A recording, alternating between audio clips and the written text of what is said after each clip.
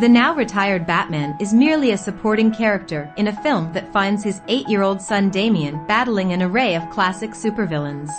Fatherhood apparently has a way of slowing you down. Take Batman, for instance.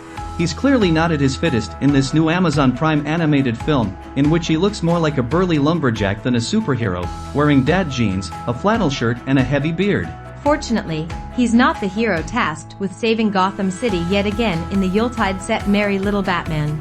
That would be Damian, his 8-year-old son, who clearly takes after his old man when it comes to fighting supervillains.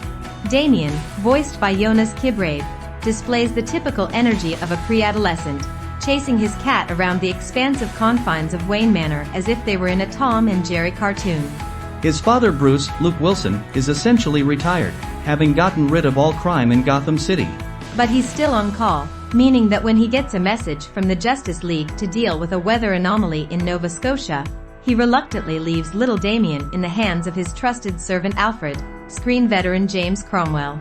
Eager to be left alone, Damian tricks Alfred into going on an errand to pick up marshmallows for hot chocolate. Cue the break-in by a pair of hapless burglars, Michael Fielding, Natalie Palamides, which results in Damian, now clad in a makeshift Batman costume, fending them off with a series of pain-inducing traps indicating he's watched Home Alone many times. But when they manage to escape with his utility belt, Damian springs into action, borrowing one of his father's real Batsuits. They're apparently size adjustable, and riding his Batcycle into Gotham.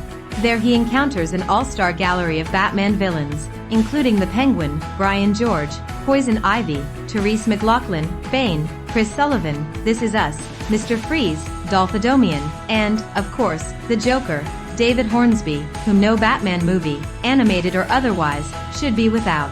Fortunately for the pint-sized Damian, his father was wise enough to provide an AI version of himself, dubbed Bat-Dad, installed in the suit in the event of his death. He's thus able to provide much-needed assistance to his son when dealing with the nefarious villains, even if for some of them their best days are behind them. At one point the Penguin gets really insulted when referred to as incontinent. The film, directed by Mike Roth, is clearly a labor of love for all concerned, with enough Easter eggs and in-jokes to please even the most ardent Batman enthusiasts, including one referencing George Clooney's nipple featuring Batsuit and Bruce and Damian happily scatting the Batman TV show theme. Geared very much to younger audiences, it's fast-paced to the point of freneticism. But it boasts an arresting visual style, its animation heavily indebted to the satirical drawings of Ronald Searle. Its wildly stylized representations of Wayne Manor, Gotham City, and frequently grotesque villains are similar in their underground comic feel to such recent animated films as Teenage Mutant Ninja Turtles, Mutant Mayhem. I got a particular kick out of the Joker wearing what looks like a zoot suit. The rocking musical score, combining Christmas classics with originals by Patrick Stump, adds further to the rambunctious energy. There's also plenty of the sort of sly humor pitched to adults, such as Batman, during a dark moment, reminding himself, "Remember what the therapist said about your brooding." Or a fed-up Joker announcing, "That does it. I'm moving to Metropolis."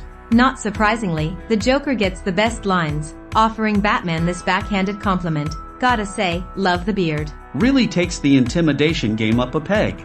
As for Bane, well, he's just as intelligible here as when Tom Hardy played him.